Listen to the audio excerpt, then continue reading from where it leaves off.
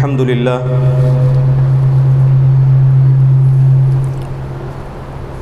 لله نحمده ونستعينه ونستغفره ونؤمن به ونتوكل عليه ونعوذ بالله من شرور أنفسنا ومن سيئات أعمالنا من يهده الله فلا مضل له ومن يضلله فلا هادي له ونشهد أن لا إله إلا الله وحده لا شريك له ونشهد أن سيدنا ومولانا محمدا عبده ورسوله الذي أرسل بالحق بشيرا ونذيرا وداعيا إلى الله بإذنه وسراجا منيرا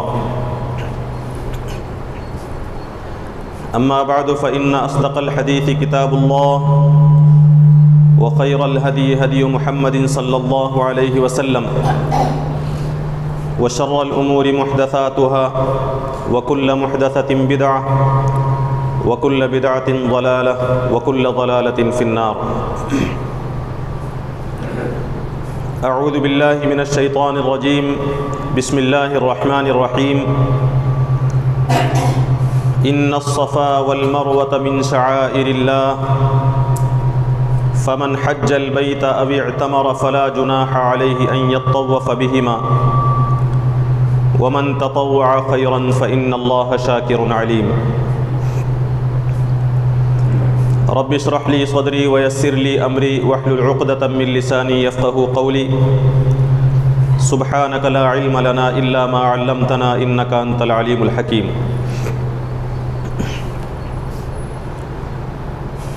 قابل احترام معزز بزرگوں، محترم نوجوان دوستوں اور بھائیوں، قرآن مجید میں اللہ تبارک و تعالی نے یہ بیان فرمایا ہے کہ ان اول بیت وضع للناس للذی ببکہ، کہ سب سے پہلا گھر جو لوگوں کے لیے اللہ تعالیٰ کی عبادت کی خاطر بنایا گیا وہ وہی گھر ہے جو مکے میں ہے، یعنی کعبۃ اللہ. اس گھر کی خصوصیت اللہ تعالیٰ نے یہ بیان فرمائی، مبارکن، وہ انتہائی بابرکت گھر ہے، وہدی للعالمین، اور وہ گھر بیت اللہ تمام عالم کے لیے ہدایت کا ذریعہ ہے. فیہ آیات بینات، اس میں اللہ تبارک و تعالیٰ کی وحدانیت کی بہت ساری نشانیاں ہیں. مقام ابراہیم، اور وہاں مقام ابراہیم ہے. تو اللہ تبارک و تعالیٰ کعبۃ اللہ کی ان خصوصیات کو بیان کرتے ہوئے فرماتا ہے کہ جن لوگوں کے پاس کعبۃ اللہ تک پہنچنے کی استطاعت ہو، صاحب حیثیت ہوں، ان لوگوں کے لیے ضروری ہے کہ وہ اللہ تعالیٰ کے گھر کا حج کریں. وَلِلَّهِ عَلَى النَّاسِ حِجُّ الْبَيْتِ مَنِ اسْتَطَاعَ إِلَيْهِ سَبِيلًا. اللہ تبارک و تعالیٰ کا ان لوگوں پر جو اس گھر تک پہنچنے کی استطاعت رکھتے ہوں، یہ حق ہے کہ وہ حج کریں، حج بیت اللہ کریں. لیکن ظاہر سی بات ہے کہ حج بیت اللہ کے لیے سال میں ایک مرتبہ موقع آتا ہے. ذی الحجہ کے چند مخصوص ایام میں حج کے افعال اور ارکان ادا کیے جا سکتے ہیں، اور حج بیت اللہ کی سعادت ضروری نہیں کہ ہر شخص کو نصیب ہو جائے، اس کے لیے استطاعت ہونا ضروری ہے. لیکن جو شخص اللہ تعالیٰ کے گھر کو دیکھنا چاہتا ہے، اس کے گھر کی زیارت کرنا چاہتا ہے، اور اللہ تعالیٰ کے گھر کے دیدار کے ذریعے سے اپنے ایمان کو تقویت دینا چاہتا ہے، حضرت ابراہیم اور اسماعیل علیہ السلام کے ایمان کو حاصل کرنا چاہتا ہے، لیکن حج کرنے کی استطاعت اس کے پاس نہیں ہے، یا پھر یہ کہ حج کے ایام میں اس کے پاس اتنی رقم نہیں ہے، اتنی حیثیت نہیں ہے کہ وہ اللہ تعالیٰ کے گھر کا دیدار کر سکے، وہاں پہنچ سکے، ایسے لوگوں کے لیے ایک اور عمل اللہ تبارک و تعالیٰ نے بتایا ہے جسے سال کے 12 مہینوں میں انجام دیا جا سکتا ہے. وہ ہے عمرہ کرنا، جو نسبتاً حج کے مقابلے میں خرچ بھی کم ہے، اور حج کے ایام میں اگر کسی کو حج کی استطاعت نہیں ہے لیکن دوسرے ایام میں کعبۃ اللہ کو دیکھنے کا موقع انہیں نصیب ہو رہا ہے، تو نسبتاً کم خرچ میں وہ اللہ تعالیٰ کے گھر کی زیارت کر سکتے ہیں. چنانچہ نبی کریم صلی اللہ علیہ وسلم نے عمرے کی بھی بہت زیادہ فضیلتیں بیان فرمائی ہیں۔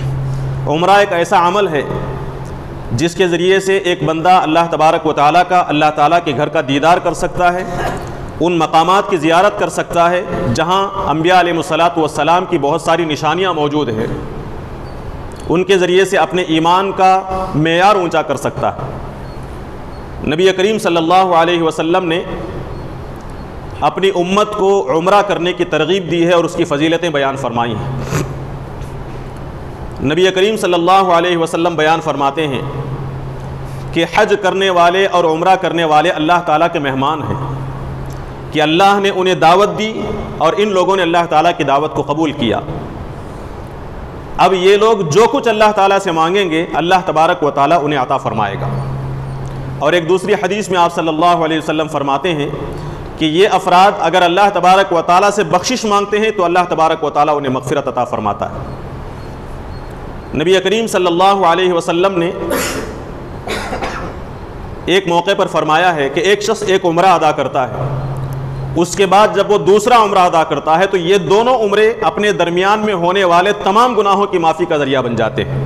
العمرۃ الی العمرہ مکفرات ما بینہن، کہ ایک عمرے سے دوسرا عمرہ اگر کوئی شخص کرتا ہے تو ان دونوں کے درمیان میں جتنے بھی گناہ اس نے کیے ہیں وہ سارے گناہ اس کے معاف کر دیے جاتے ہیں۔ اور نبی کریم صلی اللہ علیہ وسلم اہل ایمان کو یہ شوق دلاتے ہیں، یہ ترغیب دلاتے ہیں کہ استطاعت ہے تو بار بار اللہ تبارک و تعالیٰ کے گھر کی زیارت کرنے کی کوشش کی جائے۔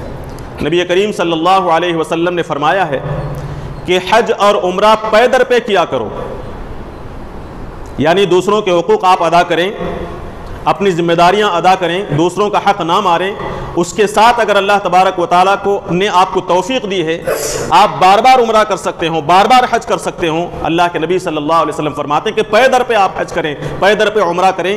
اس کے نتیجے میں یہ دونوں چیزیں ایسی ہیں کہ آدمی کی غربت کو اور اس کے گناہوں کو اس طرح دھو دیتی ہیں یہ دونوں چیزیں جس طرح آگ کی بھٹی لوہے سے زنگ کو دور کر دیتی ہے، یعنی انسان کے سارے گناہ معاف کر دیے جاتے ہیں۔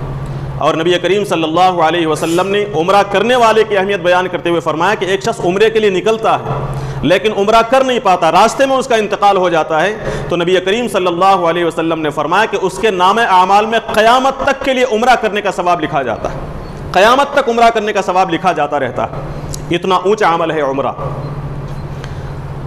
رمضان المبارک جس میں ایک ایک عمل کئی گنا زیادہ ثواب عطا فرماتا ہے، نبی کریم صلی اللہ علیہ وسلم نے فرمایا کہ اگر کوئی شخص رمضان میں عمرہ کرتا ہے، رمضان میں عمرہ کرنا میرے ساتھ حج کرنے کے برابر، یہ نبی کریم صلی اللہ علیہ وسلم کا فرمان۔ تو یہ جو فضائل ہیں، فضیلتیں ہیں، گویا کہ اللہ کے نبی صلی اللہ علیہ وسلم ہمیں ترغیب دیتے ہیں کہ اگر استطاعت ہو، موقع ہو تو اللہ تعالیٰ کے گھر کا دیدار کرنے کی کوشش کریں، حج کے ذریعے سے یا پھر عمرے کے ذریعے سے۔ اس سے آدمی کے گناہ معاف ہوتے ہیں، اس کے ایمان کی تکمیل ہوتی ہے۔ تو جن لوگوں کو اللہ تبارک و تعالیٰ کی طرف سے عمرے کی توفیق ہوتی ہے وہ انتہائی خوش نصیب ہیں کہ اللہ تبارک و تعالیٰ نے انہیں اپنے گھر کی طرف دعوت دی۔ جو لوگ عمرہ کرنا چاہتے ہیں، آج کے اس خطبے کے ذریعے سے میں ان کے سامنے عمرے کی اہمیت، عمرے کا طریقہ اور فضائل ان کے سامنے رکھنے کی کوشش کروں گا۔ جو لوگ عمرہ کرنا چاہتے ہیں، جنہیں عمرے کی توفیق ہوئی ہے، سب سے پہلے ان کے لیے ضروری یہ ہے کہ وہ اپنے عمل میں اخلاص پیدا کریں۔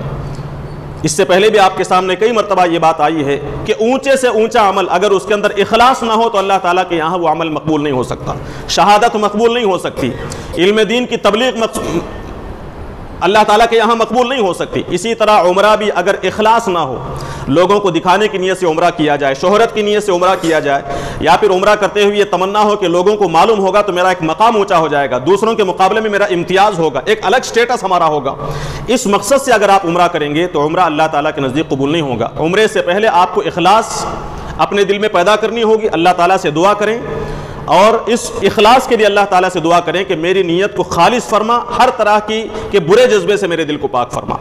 تو اخلاص کے ساتھ آپ عمرے کا ارادہ کریں۔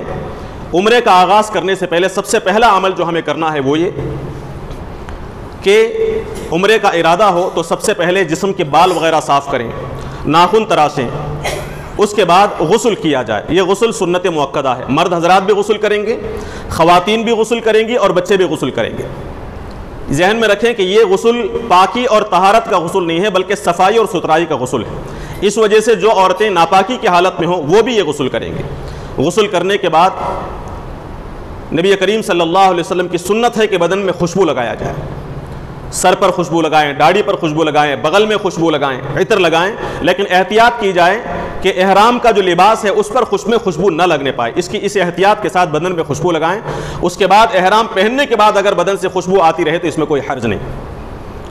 خوشبو لگانے کے بعد اب نماز پڑھنے کے لیے جانا ہے۔ یہاں ایک بات ذہن میں رکھیں، احرام جو ہے، احرام کا لباس جو پہنا جاتا ہے، عام طور سے ہم یہ سمجھتے ہیں کہ مرد حضرات یہ جو دو چادریں استعمال کرتے ہیں، ایک تہبند کے طور پر ایک قمیص کے طور پر، ہم سمجھتے ہیں کہ یہ احرام ہے، حالانکہ یہ احرام نہیں ہے بلکہ احرام کا لباس ہے۔ ہمیں سمجھنا چاہیے کہ احرام کا لباس اور احرام کیا ہے۔ احرام کے اصل معنی کسی چیز کے اپنے اوپر حرام کر لینے کو ہے۔ ایک آدمی جب عمرے کی نیت کر کے حالت احرام میں آتا ہے تو بہت ساری پابندیاں اس کے اوپر عائد ہو جاتی ہیں، بہت ساری چیزیں جو پہلے جائز تھیں وہ اپنے اوپر حرام کر لیتا ہے۔ اس وجہ سے احرام کا لباس پہن کر عمرے کی نیت کر کے بہت ساری چیزوں کو اپنے اوپر حرام کر لینے کو احرام کہا جاتا ہے۔ یہ جو تاجریں پہنی جاتی ہیں یہ احرام نہیں ہے بلکہ احرام کا لباس ہے۔ کیوں؟ اس لیے کہ مرد حضرات کو سلا ہوا لباس پہننے کی اجازت احرام کی حالت میں نہیں، اس وجہ سے وہ احرام کی چادریں استعمال کرتا ہے جو بغیر سلی ہوئی ہوتی۔ تو احرام کسے کہتے ہیں؟ عمرے کی احرام کا لباس پہن کر عمرے کی نیت کرنے کو احرام کہا جاتا ہے۔ اس کے ذریعے سے آدمی بہت ساری چیزیں اپنے اوپر حرام کر لیتا ہے۔ احرام کے لباس کے سلسلے میں ذہن میں رکھیں، مرد حضرات کے لیے احرام کا لباس دو چادریں ہیں، دو بغیر سلی ہوئی چادریں، ایک تہبند کے طور پر استعمال کی جائے گی، ایک قمیص کے طور پر استعمال کی جائے گی، اور یہ چادریں بغیر سلی ہوئی ہوں گی اور افضل ہے کہ یہ سفید ہوں۔ یہ مرد حضرات کے لیے بس یہ احرام کا لباس ہے، سر کھلا رہے گا، دستانے وغیرہ نہیں پہنیں گے مرد حضرات۔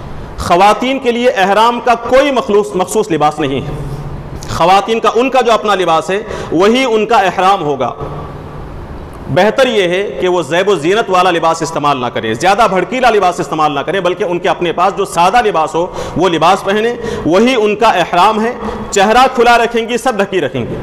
عام طور سے لوگوں کے ذہنوں میں یہ بات ہے کہ جس طرح مرد حضرات سفید چادریں استعمال کرتے ہیں اسی طرح خواتین کے لیے سفید اوڑھنی اوڑھنا ضروری ہے، اور وہ سمجھتی ہیں کہ یہ جو اوڑھنی ہے سفید رنگ کی یہ ان کے احرام کا لباس ہے۔ یہ غلط خیال ہے، یہ بات غلط ہے۔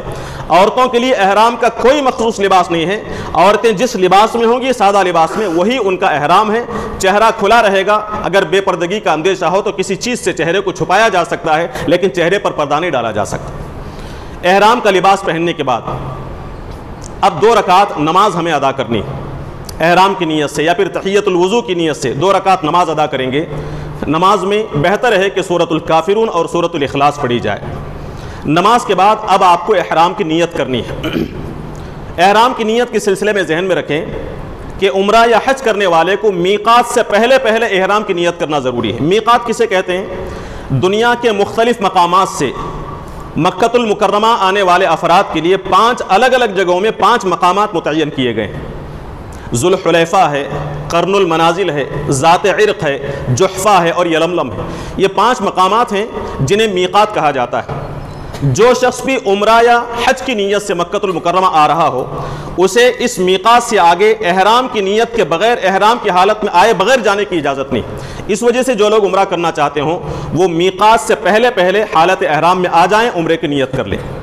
آپ احرام اپنے گھر میں بھی پہن سکتے ہیں، ایئرپورٹ کے اندر بھی اس کی کافی سہولت ہوتی ہے، ہوائی جہاز میں بھی سہولت کی بات کہی جاتی ہے لیکن عام طور سے اس میں سہولتیں نہیں ہوتی۔ اس وجہ سے بہتر یہ ہے کہ آپ یا تو گھر میں احرام کا لباس پہن لیں یا پھر ایئرپورٹ میں احرام کا لباس پہن لیں، اور میقات کے آنے سے پہلے آپ احرام کی نیت کر لیں۔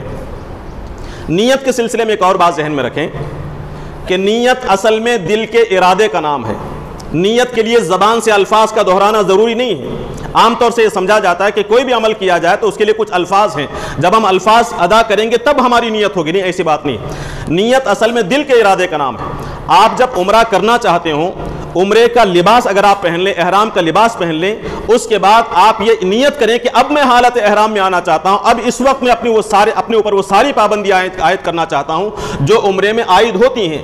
اس نیت کے ساتھ جیسے ہی آپ لبیک اللہم عمرہ کہیں گے اب آپ حالت احرام میں آئیں۔ تو آپ احرام کی چادریں گھر میں بھی پہن سکتے ہیں، ایئرپورٹ میں بھی پہن سکتے ہیں، البتہ میقات سے پہلے آپ کو عمرے کی نیت کر کے حالت احرام میں آنا ضروری ہوگا. نیت کے بغیر میقات سے آگے گزرنے کی آپ کو اجازت نہیں. جیسے ہی آپ ارادہ کریں حالت احرام میں آنے کا تو نماز پڑھنے کے بعد نیت کر کے آپ لبیک اللہم عمرہ کہیں. لبیک اللہم عمرہ یہ کہنے کے ساتھ آپ حالت احرام میں آ جاتے ہیں. اب آپ محرم ہو گئے. نبی کریم صلی اللہ علیہ وسلم نے احرام کی فضیلت بیان کرتے ہوئے فرمایا کہ ایک بندہ دن بھر احرام کی حالت میں رہتا ہے اور اس دن کا سورج جب غروب ہوتا ہے تو اس کے سارے گناہوں کو لے کر ڈوب جاتا ہے. تو احرام کی یہ فضیلت اللہ کے نبی صلی اللہ علیہ وسلم نے بیان فرمائی. اب احرام کی حالت میں آنے کے بعد آپ نے لبیک اللہم عمرہ کہا تو اب آپ کو تلبیہ پڑھنا ہے. تلبیہ کسے کہتے ہیں ہم جانتے ہیں. لبیک اللہم لبیک لبیک لا شریک لک لبیک ان الحمد والنعمت لک والملک لا شریک لک، یہ تلبیہ ہے. اس تلبیہ سے آپ اپنے عمرے کا آغاز کریں گے. تلبیہ کے سلسلے میں ذہن میں رکھیں نبی کریم صلی اللہ علیہ وسلم فرماتے ہیں کہ ایک بندہ جب تلبیہ پڑھتا ہے تو اس کے دائیں طرف جتنی زمین ہے اس میں جتنے شجر و حجر ہیں، پیڑ پودے ہیں، پتھر کنکر ہیں، وہ ساری چیزیں تلبیہ پڑھتی ہیں یہاں تک کہ یہاں ادھر کی زمین ختم ہو جاتی ہے. اور اسی طرح بائیں طرف کی زمین جس میں جتنے پیڑ پودے ہیں، پتھر کنکر ہیں، وہ ساری چیزیں تلبیہ پڑھتی ہیں یہاں تک کہ یہ زمین ختم ہو جاتی ہے. گویا کہ اس کے تلبیہ پڑھنے کے نتیجے میں ساری چیزیں، ساری دنیا تلبیہ پڑھنے لگتی ہے. یہ تلبیہ کی فضیلت اللہ کے نبی صلی اللہ علیہ وسلم نے بیان فرمائی. تو جب بھی آپ تلبیہ پڑھیں کم سے کم 3 مرتبہ تلبیہ پڑھیں. آپ نے تلبیہ کا آغاز کیا، یاد رکھیں طواف شروع کرنے کے لیے آپ جب حجر اسود کے سامنے پہنچیں گے اس وقت آپ کو تلبیہ ختم کرنا ہے. اس وقت تک آپ کو کثرت کے ساتھ تلبیہ پڑھنا ہے. سواری پر چڑھیں گے، سواری سے اتریں گے، مجلس بدلے گی، اوپر کی طرف جائیں گے، نیچے اتریں گے، ہر حالت میں آپ کو کثرت کے ساتھ تلبیہ پڑھنے کی کوشش کرتے رہنا چاہیے. مرد حضرات کے لیے تلبیہ اونچی آواز سے پڑھنا ضروری ہے. مرد بلند آواز سے تلبیہ پڑھیں گے، خواتین آہستہ تلبیہ پڑھیں گے، اتنی آہستہ کہ وہ اپنی آواز خود سن سکیں. مرد حضرات بلند آواز سے پڑھیں گے تاکہ دوسروں تک آواز پہنچے لیکن دوسروں کو تکلیف نہ ہو، اس کا لحاظ رکھا جائے. بلند آواز سے تلبیہ پڑھنے کی فضیلت اللہ کے نبی صلی اللہ علیہ وسلم نے بیان فرمائی کہ سب سے افضل عمل، صحابہ نے پوچھا کہ بہترین عمل کون سا ہے، تو اللہ کے نبی صلی اللہ علیہ وسلم نے فرمایا کہ بلند آواز سے تلبیہ پڑھنا اور حج میں جانور کو قربان کرنا، یہ بہترین عمل ہے. نبی کریم صلی اللہ علیہ وسلم نے یہ بھی فرمایا کہ ایک شخص جب بلند آواز سے تلبیہ پڑھتا ہے، لبیک اللہم لبیک کہتا ہے، تو اللہ تعالیٰ کی طرف سے اسے خوشخبری سنائی جاتی ہے. صحابہ نے عرض کیا اللہ کے رسول صلی اللہ علیہ وسلم کیا جنت کی خوشخبری؟ حضور نے فرمایا کہ ہاں جنت کی خوشخبری. تو اس خوشخبری کو حاصل کرنے کے لیے بلند آواز سے تلبیہ پڑھنا چاہیے، لیکن خواتین کے لیے بلند آواز سے تلبیہ پڑھنے کی اجازت نہیں. آپ تلبیہ کثرت کے ساتھ پڑھتے رہیں. آپ کے سفر کا آغاز ہوگا یا تو جدہ سے آپ مکہ المکرمہ کی طرف جائیں گے یا پھر مدینہ سے مکہ کی طرف جائیں گے. مدینہ سے مکہ جاتے ہوئے بیچ میں آپ کے لیے میقات ملے گا ذوالحلیفہ، وہ وہاں بھی آپ چاہیں تو احرام باندھ سکتے ہیں. جدہ سے جاتے ہوئے مکہ داخل ہونے سے پہلے، مکہ المکرمہ میں داخل ہونے سے پہلے اگر آپ کو موقع ملے کہ آپ غسل کر سکیں تو آپ غسل کر لیں. بہرحال تلبیہ کثرت سے پڑھتے رہیں. مسجد حرام میں جاتے وقت داہنا پیر رکھ کر مسجد میں داخل ہوں اور یہ دعا پڑھیں بسم اللہ والصلاۃ والسلام علی رسول اللہ صلی اللہ علیہ وسلم اللہم اغفر لی ذنوبی وافتح لی ابواب رحمتک. یہ دعا پڑھ کر مسجد میں جائیں، کعبۃ اللہ پر نگاہ پڑے تو جو دعائیں آپ مانگ سکتے ہیں وہ دعائیں مانگیں. اب آپ کو طواف کا آغاز کرنا ہے. عمرے کا ایک عمل ہے طواف. طواف کے لیے آپ سب سے پہلے حجر اسود کے پاس پہنچیں گے. طواف کے آغاز سے پہلے کچھ چیزوں کو جاننا ضروری ہے. طواف میں حجر اسود کا اور رکن یمانی کا استلام کرنا ہے. استلام کیا ہے اسے سمجھیں. استلام کہتے ہیں حجر اسود کے پاس پہنچ کر حجر اسود کو بوسہ دینا یا پھر حجر اسود کو ہاتھ لگا کر ہاتھ کو بوسہ دینا. یہ دونوں ممکن نہ ہو تو دور سے اشارہ کرنا، صرف حجر اسود کی طرف اس طرح اشارہ کرنا اور بسم اللہ اللہ اکبر کہہ کر طواف کا آغاز کرنا. تو حجر اسود کو چومنا یا ہاتھ لگا کر ہاتھ کو چومنا نہیں لگا سکتے، دور سے صرف اشارہ کیا جائے گا. اب اشارہ کرنے کے بعد ہاتھ کو نہیں چوما جائے گا، اسے کہتے ہیں حجر اسود کا استلام. اور طواف کرتے ہوئے جس وقت آپ رکن یمانی کے پاس پہنچیں گے، اب سمجھیں کہ یہ یہاں اس کونے میں کعبۃ اللہ کے ایک کونے میں جہاں حجر اسود ہے، یہاں سے آپ طواف کا آغاز کرتے ہیں. دوسرا کونا ملتا ہے، اس کونے کو رکن عراقی کہا جائے گا. اس کے بعد تیسرا کونا آپ کو ملتا ہے، اسے رکن شامی کہا جائے گا. اس کے بعد چوتھا کونا جو حجر اسود سے پہلے والا کونا ہے، اس کونے کو رکن یمانی کہا جاتا ہے. اس رکن یمانی کا بھی استلام کرنا ہے. رکن یمانی کے استلام کا کیا مطلب ہے؟ رکن یمانی کے نزدیک اگر آپ ہوں تو ہاتھ سے رکن یمانی کو چھوا جائے، بس یہ استلام ہے، اسے بوسہ نہیں دیا جائے گا، ہاتھ چھونے کے بعد ہاتھ کو بوسہ نہیں دیا جائے گا، ہاتھ نہیں لگا سکتے تو دور سے اشارہ بھی نہیں کیا جائے گا۔ یہ ہے حجر اسود کا اور رکن یمانی کا استلام۔ نبی کریم صلی اللہ علیہ وسلم فرماتے ہیں کہ حجر اسود اور رکن یمانی، ان دونوں کے استلام کے نتیجے میں آدمی کے سارے گناہ معاف ہو جاتے ہیں۔ یہ ان دونوں کا استلام آدمی کے گناہوں کا کفارہ ہے۔ بہرحال یہاں سے آپ حجر اسود کا استلام کر کے طواف کا آغاز کریں گے۔ دوسری چیز جو ذہن میں رکھنی ہے، اس طواف میں آپ کو اجتباع کرنا ہے۔ اجتباع کسے کہتے ہیں؟ احرام کی جو چادر ہم نے پہن رکھی ہے، اس چادر کو داہنے کاندھے کے نیچے سے لے کر بائیں کندھے پر ڈال دینا۔ ادھر سے چادر آپ نے رکھی ہے، یہ کندھا کھلا رکھ دیا جائے گا، بغل کے نیچے سے چادر لیں گے اور یہاں ڈال لیں گے اور یہ کندھا کھلا رہے گا۔ اس حالت میں طواف کے 7 چکر ادا کیے جائیں گے۔ تو یہ جو حالت ہے یہ کندھا کھلا رکھنے کی، اسے اجتباع کہا جاتا ہے، ایک عمل۔ دوسرا عمل ہے رمل۔ رمل کہتے ہیں سینہ تان کر، کندھوں کو ذرا اٹھا کر چھوٹے چھوٹے قدم کے ساتھ تیزی کے ساتھ چلنا، اسے کہتے ہیں رمل۔ تو ان طواف کے 7 چکروں کے پہلے 3 چکر میں تیزی کے ساتھ قدم جما کر، چھوٹے چھوٹے قدم رکھ کر تیزی کے ساتھ چلنا۔ اگر گنجائش ہو، جگہ موجود ہو، بھیڑ ہو تو رمل نہیں کیا جائے گا، جگہ ہے آپ تیزی کے ساتھ چل سکتے ہو چھوٹے چھوٹے قدم کے ساتھ، تو اس چھوٹے قدم کے ساتھ 3 چکر کے چلنے کو رمل کہا جاتا ہے۔ آپ کو اس طواف میں اجتباع بھی کرنا ہے اور رمل بھی کرنا ہے۔ یاد رکھیں، اجتباع اور رمل صرف اس طواف میں کیا جائے گا جس کے بعد آپ سعی کرنا چاہتے ہیں۔ عمرے میں ظاہر سی بات ہے کہ طواف کے بعد سعی ہے، لہٰذا عمرے کے طواف میں آپ اجتباع بھی کریں گے اور رمل بھی کریں گے۔ اسی طرح کوئی شخص طواف قدوم کر رہا ہے حج میں اور اس کے بعد سعی کرنا چاہتا ہے تو اس میں اجتباع اور رمل کرے گا، یا پھر طواف افاضہ میں سعی کر رہا ہے تو اس طواف میں بھی اجتباع اور رمل کرے گا۔ بہرحال آپ اس طواف میں 7 چکر کے اندر اجتباع کریں گے، کاندھا کھلا رہے گا، اور 7 چکر جیسے ہی ختم ہوں گے چادر دوبارہ اپنی پرانی حالت میں واپس لے آئیں گے، اور ابتدائی 3 چکر میں آپ کو رمل کرنا ہوگا۔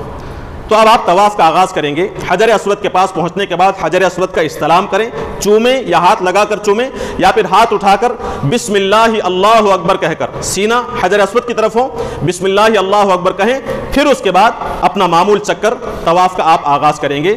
کعبۃ اللہ بائیں طرف ہوگا، سینہ اب کعبۃ اللہ کی طرف نہیں رہے گا۔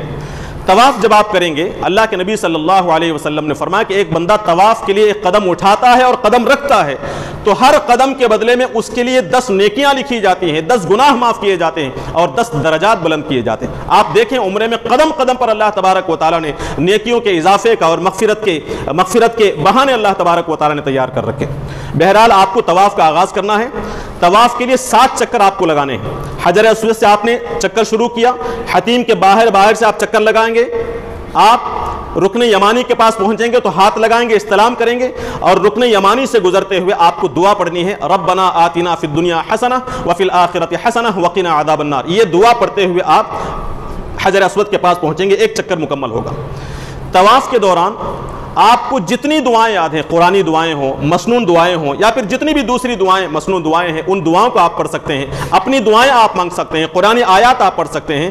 کسی بھی چکر کی کوئی مخصوص دعا احادیث سے ثابت نہیں ہے۔ عام طور سے لوگ یہ کہتے ہیں، کتابوں میں یہ بات لکھی ہوئی موجود ہے کہ 7 چکروں کے 7 الگ الگ مخصوص دعائیں ہیں، حالانکہ یہ بات غلط ہے۔ نبی کریم صلی اللہ علیہ وسلم سے ہر چکر کی الگ الگ مخصوص دعا ثابت نہیں ہے۔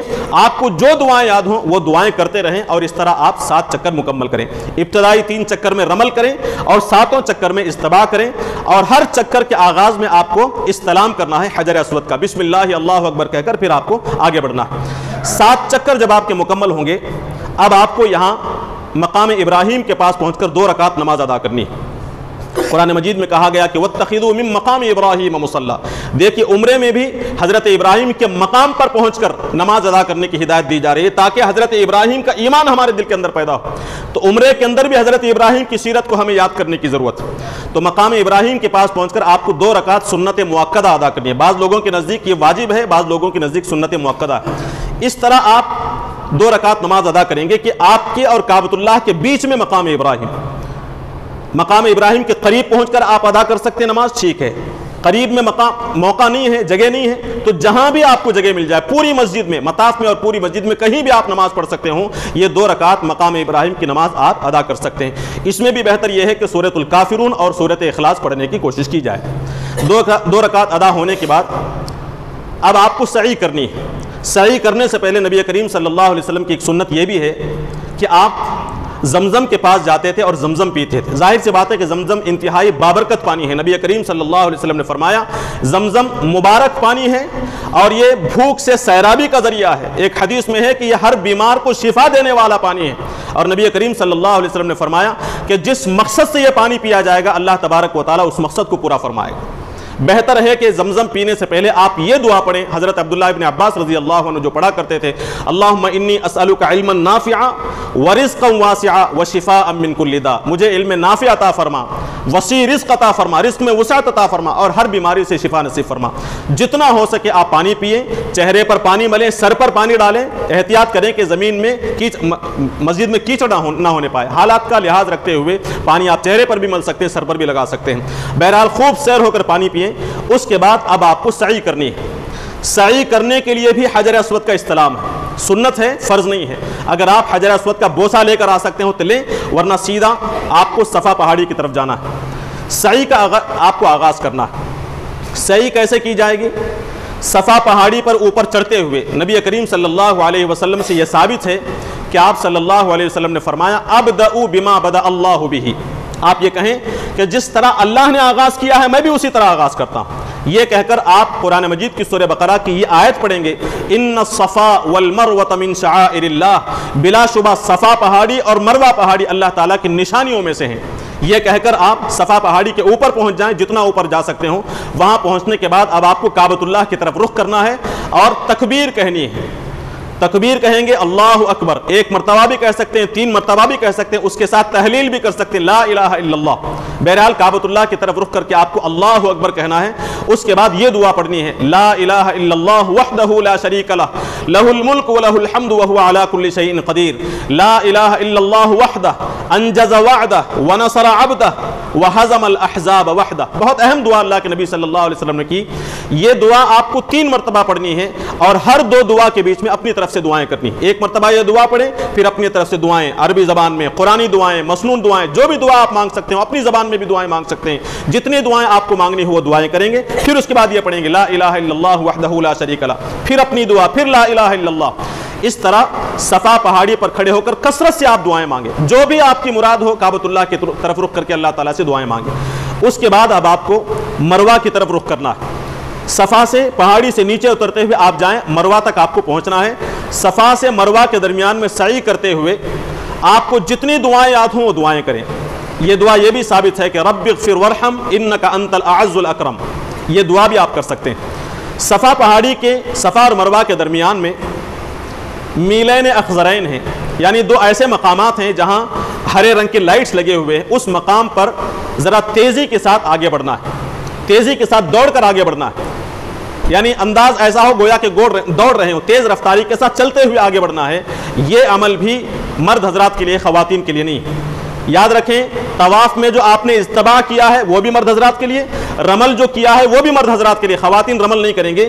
بالکل اسی طرح سعی کے اندر بھی میلین اخضرین میں جہاں پر ہلی لائٹیں لگی ہوئی ہیں وہاں جب تیز رفتاری کے ساتھ دوڑنے کے انداز سے آپ چلیں گے تو یہ چلنا, یہ تیز رفتاری کے ساتھ چلنا یہ بھی مرد حضرات کے لیے ہے, عورتوں کے لیے نہیں ہے. بہرحال دعائیں پڑھتے ہوئے آپ مروہ پہاڑی پر پہنچیں. مروہ پہاڑی پر پہنچنے کے بعد وہاں بھی وہی عمل کرنا ہے جو آپ نے صفا میں کیا. لا الہ الا اللہ وحدہ لا شریک لہ, یہ دعا 3 بار پڑھیں گے. درمیان میں آپ اپنی طرف سے جو دعائیں آپ کو یاد ہوں وہ دعائیں کریں گے. صفا سے مروہ پہنچنے پر آپ کا 1 چکر مکمل ہوا. پھر مروہ سے آپ صفا پہاڑی تک پہنچیں گے تو آپ کا 2 چکر مکمل ہوگا. دیکھیے طواف میں کیا ہوا تھا, حجر اسود سے چکر شروع کیا آپ نے, پورے کعبۃ اللہ کا چکر لگا کر دوبارہ حجر اسود تک پہنچنے پر 1 چکر مکمل ہوتا ہے. لیکن سعی کے اندر صفا سے مروہ, مروہ سے پھر صفا 1 چکر, ایسا نہیں ہے. صفا سے مروہ 1 چکر ہو گیا, مروہ سے صفا دوسرا چکر ہوا, اس طرح پھر صفا سے مروہ, مروہ سے صفا, اس طرح آخر میں جب صفا سے مروہ پہنچیں گے تو آپ کے 7 چکر مکمل ہوں گے. ہر چکر میں آپ کو صفا اور مروہ پہاڑی پر دعائیں مانگنی ہیں اور درمیان میں دوڑتے ہوئے چلتے ہوئے دعائیں مانگنی ہیں. میلین اخضرین میں تیز رفتاری کے ساتھ دوڑنا ہے اور مروہ پہنچ پر 7واں چکر جب مروہ پر ختم ہوگا تو وہاں کثرت کے ساتھ دعا آپ کو کرنی ہے. تو مروہ پہاڑی پر آپ دعا کریں گے تو آپ کے سعی کے تقریباً تمام عمل ختم ہوئے. ایک عمل باقی رہ جاتا ہے, وہ حلق کرانے کا. سعی کے سلسلے میں نبی کریم صلی اللہ علیہ وسلم نے کیا فرمایا؟ آپ صلی اللہ علیہ وسلم فرماتے ہیں کہ صفا اور مروہ کے درمیان میں سعی کرنا 70 غلاموں کو آزاد کرنے کے برابر, 70 غلاموں کو آزاد کرنے کے برابر. بہرحال آپ کی سعی ختم ہونے کے بعد اب آپ کو سر کے بال چھوٹے کرنے ہیں. آپ نے احرام کا لباس پہن کر نیت کی تھی, نیت کرتے ہی آپ کے اوپر بہت ساری پابندیاں عائد ہو گئی تھی, بہت ساری چیزیں آپ نے اپنے اوپر حرام کر لی تھی. اب اس پابندیوں سے باہر نکلنے کے لیے, احرام سے باہر نکلنے کے لیے جو عمل ہے وہ حلق ہے یا تقصیر ہے, یعنی سر کے بال چھوٹے کرنے ہیں جسے تقصیر کہا جاتا ہے, یا پھر سر کے بال مونڈنے ہیں جسے حلق کہا جاتا ہے. نبی کریم صلی اللہ علیہ وسلم نے فرمایا کہ اے اللہ تو مغفرت فرما, ان لوگوں کو معاف فرما جو سر کے بال مونڈتے ہیں. 3 مرتبہ آپ صلی اللہ علیہ وسلم نے سر کے بال مونڈنے والوں کے لیے دعائیں دی ہیں. حلق کرنے والوں کے لیے 3 مرتبہ مغفرت کی دعا, سر کے بال چھوٹا کرنے والوں کے لیے 1 مرتبہ مغفرت کی دعا. اس کا مطلب یہ ہے کہ سر کے بال چھوٹے کرنے کے مقابلے میں سر کے بال مونڈنا زیادہ افضل. لیکن اہل علم یہ بتاتے ہیں کہ اگر حج کے ایام قریب ہوں, حج قریب ہوں, اس سے پہلے آپ عمرہ کر رہے ہوں, تو بہتر یہ ہے کہ اس عمرے میں آپ سر کے بال چھوٹے کریں, تقصیر کریں, اور پھر جب حج میں آپ آئیں گے تو حج کے احرام سے فارغ ہونے کے لیے آپ حلق کریں. نبی کریم صلی اللہ علیہ وسلم نے حلق کرنے والوں کے جیسا کہ میں نے کہا 2 مرتبہ مغفرت کی دعا کی ہے. اب آپ حلق جیسے ہی کریں گے آپ عمرے سے فارغ ہو جائیں گے. مرد حضرات سر کے بال مونڈیں گے, لیکن خواتین اپنے سارے سر کے بال کو ایک جمع کر کے آخر میں 1 انگلی کے 1 پورے کے برابر کاٹ لیں گے, انہیں سر کے بال مونڈنے نہیں ہیں. بہرحال سر کے بعد جیسے ہی آپ کاٹیں گے, مونڈیں گے, اس وقت آپ احرام سے فارغ ہو جائیں گے. اب آپ کا عمرہ الحمدللہ ختم ہو گیا, یہاں پر عمرہ ختم ہو جاتا ہے.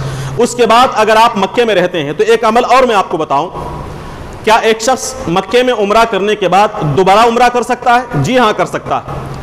کیا دوبارہ عمرہ کرنے کے لیے میقات کے پاس جانا ضروری ہے یا مسجد عائشہ ہی سے احرام باندھا جا سکتا ہے؟ اس سلسلے میں آپ ذہن میں رکھیں, اس مسئلے میں اختلاف ہے. بعض اہل علم کا یہ خیال ہے کہ مکے میں ایک عمرہ کرنے کے بعد دوبارہ عمرہ نہیں کیا جا سکتا, کرنا ہو تو میقات سے احرام باندھنا ہوگا, مسجد عائشہ سے احرام باندھ کر عمرہ نہیں کیا جا سکتا. یہ بعض لوگوں کا خیال ہے, لیکن علماء کی اکثریت, میجارٹی آف دا اہل علم کی اکثریت یہ کہتی ہے, جس میں علماء احناف بھی ہیں, شوافع بھی ہیں, مالکی بھی ہیں, حنبلی بھی ہیں, چاروں ائمہ موجود ہیں, اور علماء اہل حدیث میں بھی کچھ اہم علماء, مثال کے طور پر سعودی عرب کے عالم دین عبداللہ بن باز رحمۃ اللہ علیہ, ان کا بھی یہ کہنا ہے کہ جو شخص مکے میں ہو, اس نے ایک عمرہ کر لیا ہو, وہ دوبارہ عمرہ کرنا چاہتا ہو تو وہ مسجد عائشہ پہنچ کر احرام باندھ کر دوبارہ عمرہ کر سکتا ہے. خاص کر ایسے لوگوں کے لیے جو بہت دور سے آئے ہوں, بار بار انہیں مکے کا سفر میسر نہیں آتا, مشکل ہے, تو ایسے لوگوں کے لیے جائز ہے کہ وہ مسجد عائشہ پہنچیں, وہاں عمرے کا احرام باندھیں اور پھر دوبارہ عمرہ کریں. اس کی اجازت اکثر اہل علم نے دی ہے, اور اس کی دلیل حضرت عائشہ رضی اللہ عنہا کا عمل. اسی حدیث کو دلیل بنا کر یہ کہا جاتا ہے کہ اگر آپ مسجد عائشہ سے عمرہ کرنا چاہتے ہیں تو وہاں جا کر احرام باندھ کر مسجد عائشہ سے آپ عمرہ کر سکتے ہیں. جب تک آپ مکے میں ہوں زیادہ سے زیادہ عمرہ کرنے کی کوشش کریں. نبی کریم صلی اللہ علیہ وسلم نے یہی فرمایا کہ پے در پہ حج اور عمرے کیا کرو, اس کے ذریعے سے آدمی کے گناہ معاف ہوتے ہیں, اس کی قربت ختم ہوتی ہے. نہیں آپ عمرہ نہیں کر سکتے, وقت نہیں ہے, عمرہ نہیں کر سکتے, تو ایسی صورت میں آپ صرف طواف کر سکتے ہیں. صرف طواف اور 2 رکعت نماز ادا کی جا سکتی ہے. اس طواف میں آپ کو استباح بھی نہیں کرنا ہے اور رمل بھی نہیں کرنا. جب طواف کے بعد آپ 2 رکعت نماز پڑھیں گے تو اس نماز کی فضیلت اللہ کے نبی صلی اللہ علیہ وسلم نے بیان فرمائی کہ جو شخص گن کر طواف کے 7 چکر پورے کرتا ہے اور اس کے بعد 2 رکعت نماز ادا کرتا ہے تو اسے ایک غلام کو آزاد کرنے کا ثواب ملتا ہے. ایک دوسری حدیث میں ہے کہ بنی اسماعیل سے ایک غلام کو آزاد کرنے کا ثواب ملتا ہے. بہرحال میں اللہ تعالیٰ سے دعا کرتا ہوں کہ اللہ تبارک و تعالیٰ جن لوگوں نے بھی عمرے کا ارادہ کیا ہے یا پھر جن لوگوں کو عمرے کی توفیق نصیب ہوتی ہے, اللہ تبارک و تعالیٰ ان کے دلوں میں اخلاص پیدا فرمائے, ان کے عمرے کے اعمال کو آسان فرمائے, سنت کے مطابق عمرے کے اعمال انجام دینے کی توفیق نصیب فرمائے, اور اس عمرے کو ہمارے ایمان کی بہتری کا, ایمان کی مضبوطی کا ذریعہ بنائے, ہمارے تمام گناہوں کی معافی کا ذریعہ بنائے. ربنا آتنا فی الدنیا حسنۃ وفی الآخرۃ حسنۃ وقنا عذاب النار. بارك الله لنا ولكم في القرآن العظيم ونفعنا وإياكم بالآيات والذكر الحكيم إنه تعالى جواد كريم ملك بر رؤوف رحيم.